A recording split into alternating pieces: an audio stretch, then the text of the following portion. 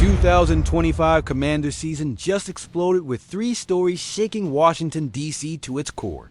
A star receiver from the West Coast might reunite with his college brother in the capital. The franchise quarterback returns from injury hell right when playoffs hang by a thread. This is not coincidence. This is Adam Peters moving chess pieces while the clock runs. If you blink, you miss the moment that could define this franchise's future. News won Aiyuk to Washington. The bomb nobody saw coming, Brandon Aiyuk. That name just hit ESPN headlines again. Jeremy Fowler, one of the league's most connected insiders, just reopened Pandora's box we all thought closed. Aiyuk could wear burgundy and gold in 2026. And no, this is not cheap clickbait. There are real explosive reasons behind this rumor. Let's rewind. Cryptic social media posts and negotiations that felt like a soap opera. Then came the brutal hit. Torn anterior cruciate ligament and medial collateral ligament in the same knee. Season over. 2026 guarantees voided. And now, per reports, the receiver does not even want to step back on the field with San Francisco to close the season. That, folks, is a broken marriage with zero chance of reconciliation. This is where Washington enters. Fowler did not throw this rumor into thin air.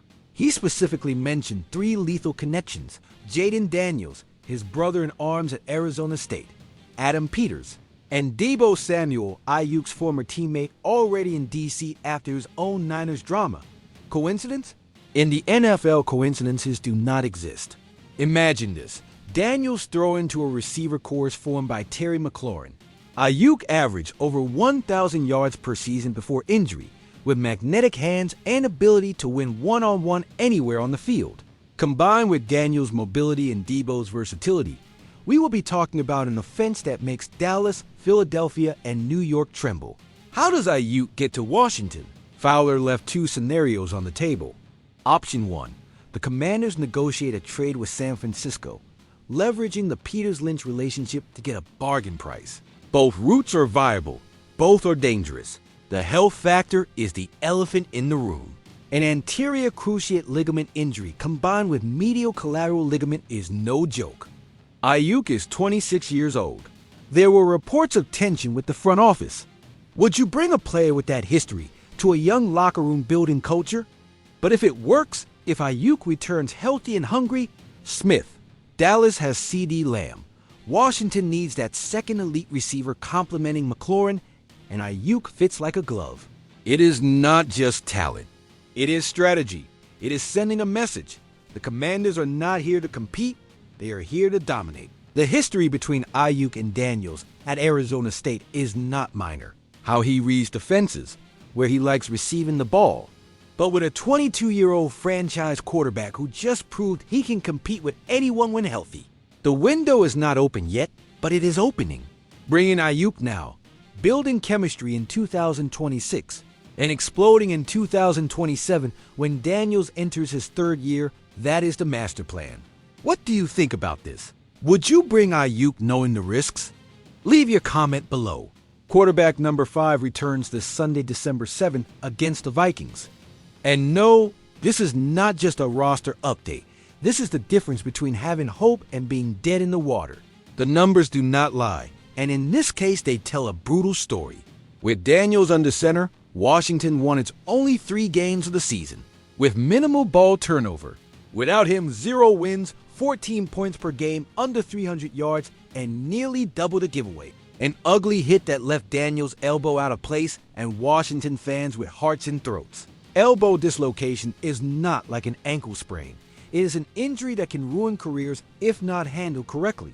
But beyond physical health, there is mental health. Daniels is a 22-year-old rookie who just spent 5 weeks watching from the sideline as his team crumbles without him. His leadership, his hunger, I bet on the latter. This kid does not return to complete the season. He returns to prove a point. The odds are similar to Freddie Fazbear becoming kid-friendly. Technically possible, but nobody should bet their house. For the offense to show how it looks with its leader back and a healthier supporting cast. For Dan Quinn and Adam Peters to evaluate which pieces work and which need replacing in the offseason. This is not end-of-season garbage. This is foundation building for 2026. Backup quarterbacks can read defenses, can make scripted throws, but cannot extend plays with their legs like Daniels does. That ability to escape the rush, convert third and longs with legs, and force defenses to respect the run threat, that is what makes this kid special. Without that, Washington's offense became predictable and easy to stop. Minnesota is a brutal exam for the return. The Vikings have a defense that can pressure, that can cover, that gives you nothing. But if he comes out looking like the same kid who shredded defenses in early weeks, then Washington has something real to build on, regardless of final record. Daniels' development is this franchise's #1 priority. They need to know if they have their guy, if they can build around him, if he is the answer to decades of quarterback mediocrity. These 5 games are the laboratory where those questions get answered. Dallas is fighting. New York is. Well, being New York, Washington needs to close the gap, and that starts with having an elite quarterback. Daniels showed flashes of that before injury. Now he needs to show consistency, maturity, and ability to elevate those around him, even when things are ugly. Read options, boots, deep play actions requiring defenses to respect the run, all that comes back. After 5 weeks of offensive suffocation, watching backup quarterbacks struggle, losing games that felt winnable, News 3 Drake Jackson activated the silent reinforcement that could save the rush. Drake Jackson is back. The 24-year-old defensive end was activated from injured reserve this week. Sometimes solutions do not come with fireworks. They come with hard work and opportunity. Jackson was a second-round pick by San Francisco in 2022. He played 15 games as a rookie with decent production on 33% of snaps, showing flashes of what he could be. In 2023, he was on pace for better numbers before a torn patellar. Tendon in Week 8 ended his season, and basically his career with the Niners. That injury also sidelined him all of 2024, and San Francisco waived him in May when they decided to go another direction. Jackson's recovery was long and brutal. When he finally neared return in October 2025, he took visits with the Commanders, Jets, and Ravens. He chose Washington, signed, and was immediately placed on injured reserve to finish rehab. Now he is ready, and will make his 2025 debut this Sunday against Minnesota. The timing could not be better, because Washington's pass rush ranks among the league's worst. They generate the 5th fewest pressures in the entire NFL. That tells us something important. When Washington gets to the quarterback, they finish. The question is, which version of Drake Jackson do we get? We will not know until we see him in action, but the fact 3 teams wanted him in October suggests league scouts see something recoverable. Washington desperately needs edge help. They have tried rotating bodies, tried creative schemes. Jackson has second-round pedigree, has motivation of a kid who almost lost his career, and has the chip on his shoulder to prove San Francisco made a mistake cutting him. The Adam Peters factor cannot be ignored. Knows exactly what to expect. He did not bring him out of charity. He brought him because he believes he can help. And when a general manager with Peters' track record makes a bet on a player, it is worth paying attention. If Jackson can generate pressure, he does not need to be an all-pro in his first game back. He needs to show he is healthy. He can contribute.